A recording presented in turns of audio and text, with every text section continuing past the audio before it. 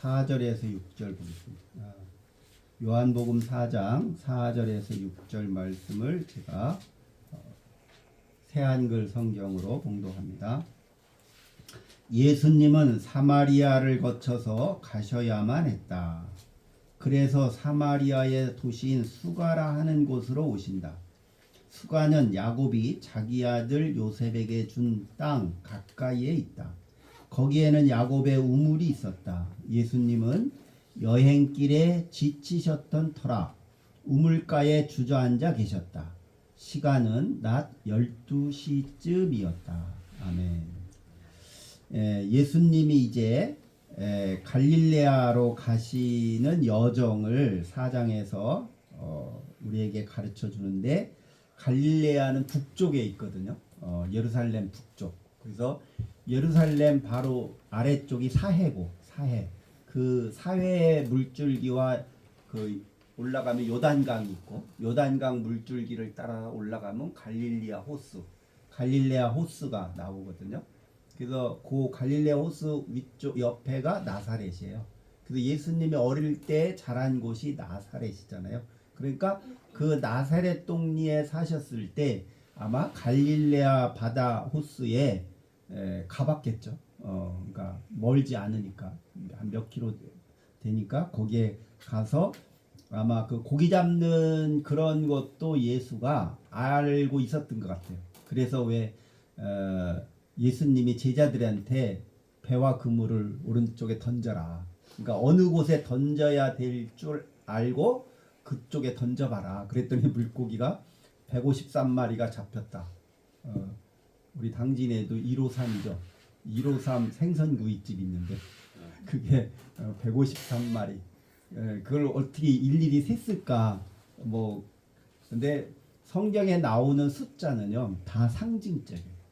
상징적인데, 그러면 153은 뭐 어떤 수를 상징하는지는 명확하지 않은데, 대개 그 숫자를 조합을 할 때 우리가 생각하는 산수식으로 조합을 안 하고 숫자 하나하나를 상징적으로 썼어요. 그러니까 제 생각에는 아마 1, 5, 3 하면 1의 상징수, 5의 상징수, 3의 상징수, 이렇게 1, 5, 3을 그 상징수를 연결한 것 같아요. 근데 1자, 5자, 3자 이렇게 연결하면 뭐가 생각나요?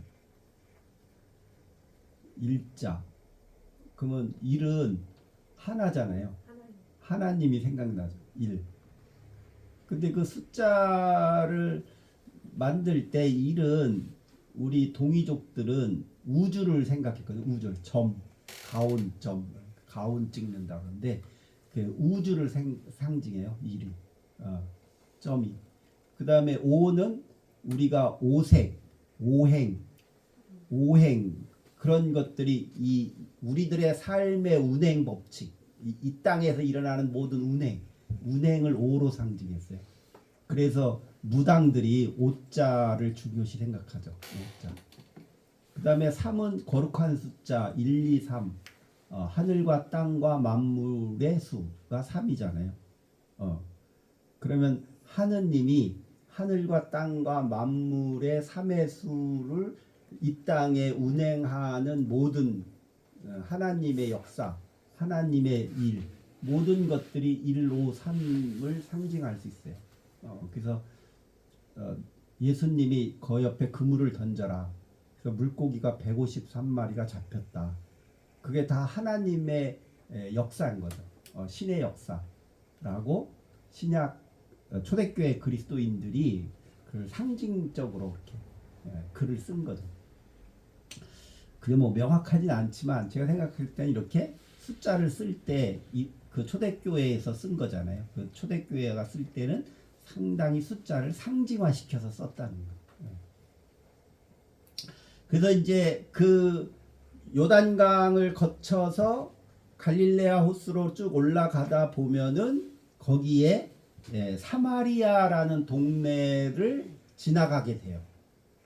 근데 유대인들은요, 이제 율법을 중시하는 유대인들은 그 사마리아라는 동네를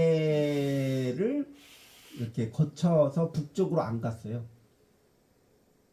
피해 갔어요. 이렇게 돌아서 왼쪽으로 이렇게 돌아서 사마리아 동네를 안 거치고 왼쪽으로 이렇게 돌아서 북쪽으로 갔어요. 갈릴리 호수 쪽 북쪽으로 가려고 해도 유대인들 중에 율법을 준수하는 사람들. 근데 그 사마리아 사람들은 왜 그거 있잖아요.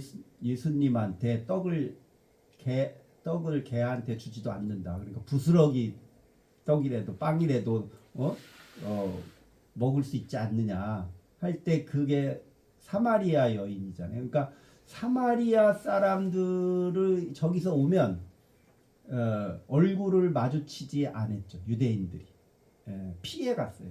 사마리아인들은 가급적 피해 갔어요. 근데 그 지역이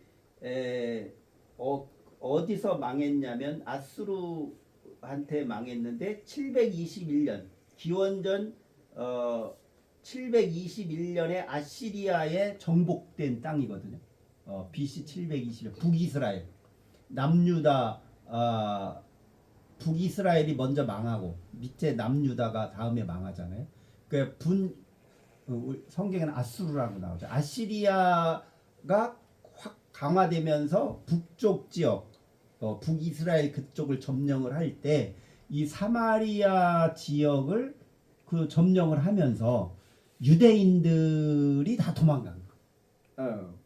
아시리아 군대들이 쳐들어오고 그 아시리아 군대들은 그 뭐 이사벨이니 뭐 그 구약 시대에 나오는 여러 가지 그 우상숭배들이 많이 있잖아요. 그게 북쪽의 종교들인데 그 북쪽의 종교들이 밀려오면서 그 이스라엘 사람들이 여호와 하나님을 믿는 그런 신앙을 지킬 수가 없으니까 대개 그 야훼 하나님을 믿던 그리스도인들 신앙인들은 대부분 이제 그 지식인들이고 지도자급인 사람들이죠.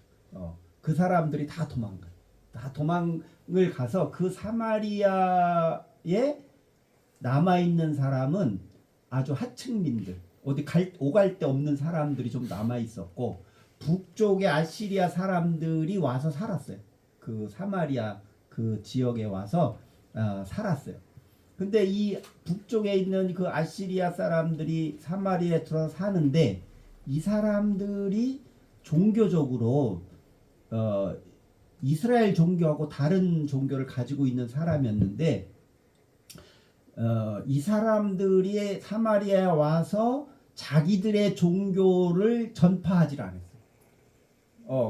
그리고 그 사마리아에 남아있는 하층민들의 신앙을 존중하고 그들과 결혼하고 융합하면서 종교가 짬뽕이 된 거예요.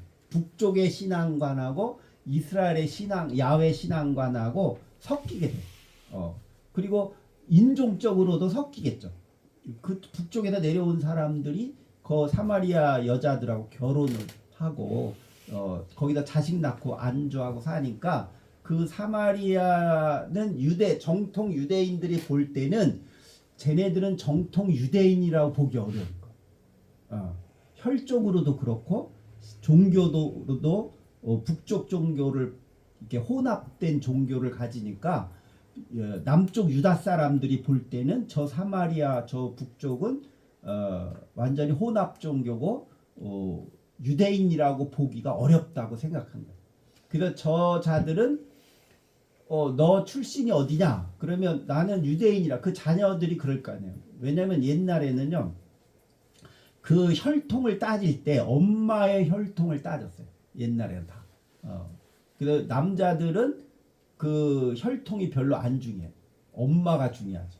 그래서 지금도 유대인을 결정할 때 너네 아버지가 유대인이냐가 중요한 게 아니에요. 너의 어머니가 유대계 혈통이냐 엄마가 그러면 걔를 유대인으로 인정해줘요. 근데 엄마가 유대계가 아니야. 근데 아버지는 유대계야. 그러면 그 인정을 잘 안 해줘. 지금도 잘 안 해줘. 그 엄마 목의 혈통이 유대인이어야 유대인으로 인정받아요. 그러니까 이 사마리아 때도 그때 하층민들 그 사람들은 유대인이었거든요. 이 북이스라엘. 그러니까 자기네 자식들은 유대인이라고 주장하는 거예요. 너 종족이 어디야? 나 유대인이야. 근데 남쪽 유다 사람들이 볼 때 너희들은 유대인이 아니라는 거예요. 그래서 이제 갈등이 원래 북쪽하고 남쪽하고 사이가 안 좋았는데 북이스라엘 남유다가 막 싸우고 그랬잖아요. 르호보암 여로보암 때. 그러니까 가뜩이나 안 좋았는데 잘 됐다. 그리고 너네들은 유대인이라고 인정 못해. 이제 그런 인식이 강화되면서 그런 인식이 계속 이어지면서 사마리아 사람들은 유대인으로 인정 안 하는 거예요. 그런데 사마리아 사람들은 자기들은 유대인이라고 생각하는 거예요. 그러니까 여기서 이제 갈등이 생기는 그것이 계속 몇백 년 이어져 온 거예요. 그거 도대체 700년간 이어진 거죠. 700년 동안 이 사마리아 사람들에 대한 왜곡된 그런 인식이 남쪽 유다에서 계속 이어진 거예요. 계속 이어져 와서 예수님 시대에도 역시 계속 이어져서 사마리아인하고는 상족을 하지 마라.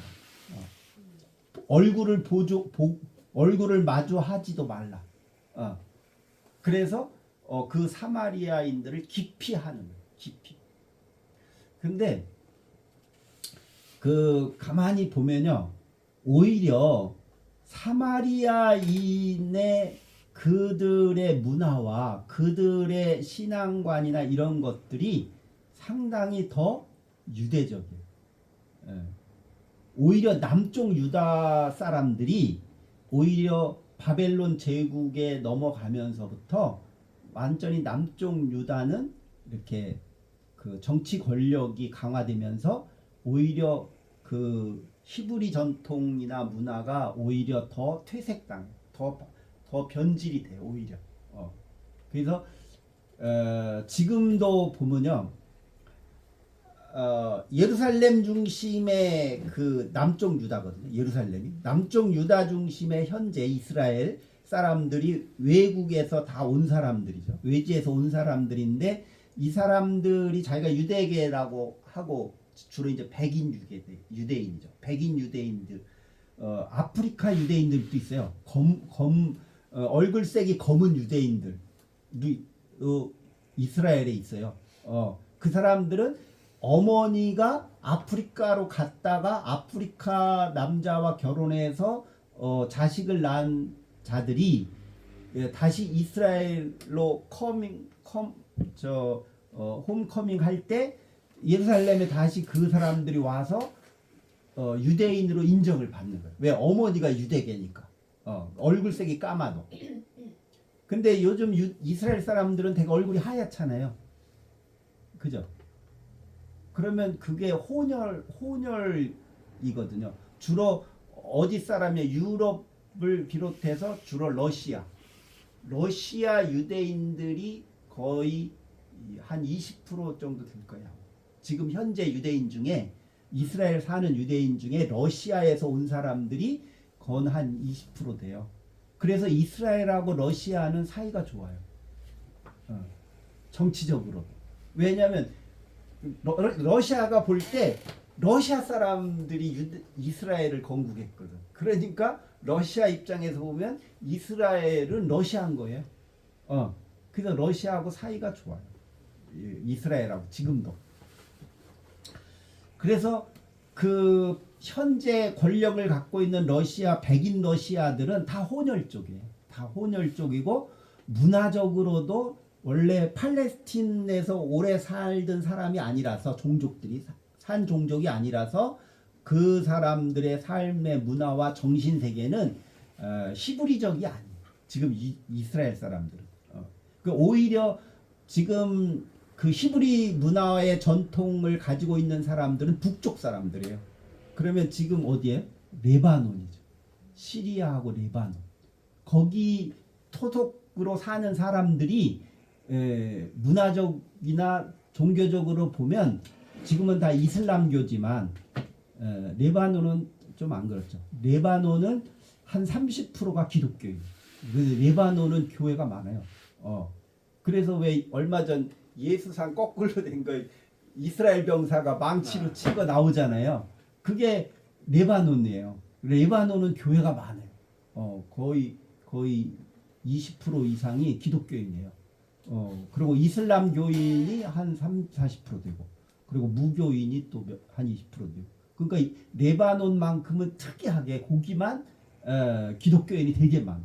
그게 왜냐면 그 바울이 전도할 때 거기에서 바울이 기독교를 교회를 세웠을 때 그쪽에서 기독교 교회가 뿌리를 내려서 그 레바논 그 지역은 상당히 기독교 역사가 깊죠. 아주 깊어요. 그 신앙심도 아주 좋아요. 레바논 사람들. 근데 그 북쪽에 살던 그 사람들을 대체적으로 남유다 사람들은 유대인으로 인정을 잘 안 했어요. 근데 그 북쪽에서 유대인 혈통을 가지고 산 사람들은 그 지역을 안 떠났어요. 거기서 계속 살았어요. 그 조상들이. 그러니까 다 자연히 아브라함의 후손인 히브리 문화를 가지고 있는 사람들은 그 북쪽에 오래 살았고, 남쪽에 살던 사람들은 다 흩어졌어. 전 지구로 다 흩어졌어. 그러니까 오히려 이스라엘 사람들이 모여왔을 때 남쪽에, 예루살렘 중심으로 남쪽에 있는 사람들은 혈통으로 보나 문화적으로 보나 이 히브리 종족의 그런 것이 좀 아주 희박한 거. 그러면 흩어질 때가 바벨론 제국 이후죠. 흩어질 때가 저기 때인가요? 순교당하는 그 집사님 이름이 뭐죠? 수데반 집사. 집사 순교 이후에 그건 초대교회잖아요. 초대 그때 아니고 그 전부터. 그러니까 유대가 망한 전부터. 그리고 그 백부장 나오잖아요. 베드로가 네. 이방인한테 처음 성령 이렇게 인지하고 이런 사건이 나는데 그게 어느 지역이에요? 그 사마리아 그 정도 되나요? 이방인이라고 나오고. 그쪽이 다 되게 북쪽이에요. 북쪽이요? 다 북쪽인데, 그래서 여기서 지금 우리가 성경을 볼 때 사마리아를 거쳐 가셔야만 했다. 그 얘기는 뭐예요? 사마리아를 피할 수도 있는데, 사마리아를 유대인들은 피해 갔거든요. 그 지역을 피해 갈 수도 있었는데 예수님은 꼭 거기를 가야만 했다는 뜻이에요. 예수님은 거기를 꼭 가야만이 했다. 그러니까 일부러 간 거죠. 일부러 가서 사마리아 여인과 우물가에서 만나는 장면이 성경에 기록된 거예요. 그러면 여기서 우리가 왜 예수는 사마리아를 돌아가지 않고 거기를 꼭 가려고 했을까? 그 여기 성경에 보면 예수님이 너무 피곤해서 우물가에 지쳐가지고 거기에 앉아서 물을 먹으려고 했는데 난 12시였다. 전 성경에는 6시로 나오죠. 근데 그 유대인들의 시계는 동이 틀 때가 1시예요. 그러니까 지금 시계로 보면 새벽 6시가 1시예요. 그러면 유대인들의 시계로 6시라고 성경에 나오잖아요. 옛날 성경은. 그럼 6시면은 난 12시죠. 근데 이제 여기 새한글 성경에서 난 12시로 번역을 했죠. 그러니까 난 12시 점심 정오였다. 그러니까 이렇게 힘들게 거기를 사마리아까지 쉬지 않고 계속 간 거예요. 쉬지 않고 급히 간 거예요. 그러니까 그 얘기는 뭐냐면 예수님이 제자들하고 내가 꼭 사마리아를 꼭 가야겠다. 그런데 빨리 가야 된다. 그러니까 우리가 쉬지 말자.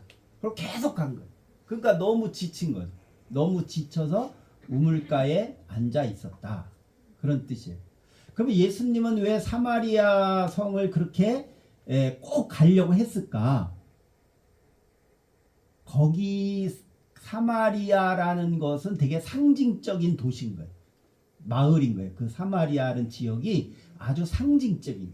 그게 뭐냐면 유대 종교 지도자들, 그 당시 제사장이나 율법사나 서기관이나 바리새파 사람들이나 사두개인들은 그 사마리아를 하나님이 저주한 곳이라고 믿었고 그렇게 얘기를 했거든. 저 사마리아는 하나님이 벌받은 곳이야. 저주에서 저기서는 유대 종교가 살아남지 못하고 저 인간들은 개나 돼지처럼 짐승 같은 인간들이라서 하나님이 저주받은 도시인 거예요. 그 사마리아가. 그런데 예수님은 그 저주받았다고 믿었던 유대인들이 믿었던 그 마을이 사실은 하나님의 복음이 증거되고 복음의 역사가 일어나는 하나님의 구원이 일어나는 모범적인 시초가 되는 마을이 사마리아라고 예수는 주장하는 거예요. 너희들이 저주받은 도시라고 말했던 저 사마리아는 하나님이 구원의 역사가 일어나는 곳이다. 그래서 사마리아와 갈릴레아 호수를 그렇게 예수가 강조한 거예요. 그래서 예수님의 비유 중에 뭐가 나와요? 선한 사마리아인. 그러니까 유대인들이 그 비유를 들으면 무슨 생각이 들겠어요? 말도 안 된다. 그리고 하나님이 저주한 저 사마리아 사람들을 선한 사람이라고? 저 짐승만도 못한 놈들인데? 그러니까 하나님을 모독하는 비유인 거예요. 그 비유가. 하나님을 모독하는. 근데 그 선한 사마리아 사람 비유 중에 뭐가 나요? 제사장과 율법사들이 강도당한 사람 그냥 지나가잖아요. 그러니까 아주 의도적인 거예요. 예수가 그 비유를 한 말은 유대인 율법사들이나 이 사람들 들으라고 한 말이에요. 들으라고. 그러니까 처음부터 예수님이 사마리아를 꼭 가려고 한 목적이 아주 의도가 있는 거죠. 그래서 이 사마리아야말로 하나님이 사랑하는 곳이고 여기야말로 하나님의 구원이 일어나는 곳이고 복음의 역사가 일어나는 곳이 바로 사마리아다라고 예수님은 인정하고 제자들에게 그거를 깨우쳐 주려고 그 사마리아 성안을 급히 가요. 쉬지도 않고. 그래서 너무 피곤한. 근데 그 사마리아를 가는 중에 어디를 들리냐면 수가라는 작은 마을인데 거기는 야곱이 자기 아들 요셉에게 준 땅이 거기 있었고 거기에 야곱의 우물이 있었다. 그 야곱이 우물을 파면 에서가 그 형이 그 종족들이 야곱의 우물 다 뺏어갔잖아요. 그러니까 이 지역은 팔레스틴 지역은 물이 귀하잖아요. 그러니까 물이 귀한데 거기에 야곱이 우물을 파는 곳마다 샘이 솟아났다 그러잖아요. 성경에. 그 말은 뭐냐면 하나님이 야곱을 축복해 줬다는 뜻이잖아요. 그렇게 이스라엘 사람들은 믿었잖아요. 그래서 예수님이 야곱의 우물이 있는 그곳을 예수님이 지나갔다. 수가라는 마을을 지나갔다. 그것도 예수가 하나님이 야곱에게 축복해 준 그 지점, 그 땅을 예수님이 거기를 지나가면서 예수님이 그걸 구약의 그 시대에 있었던 그 야곱에게 준 하나님의 축복을 깨우쳐 줬겠죠. 제자들한테도. 야, 여기가 야곱의 우물인데 여기가 바로 하나님이 축복해 준 곳이야.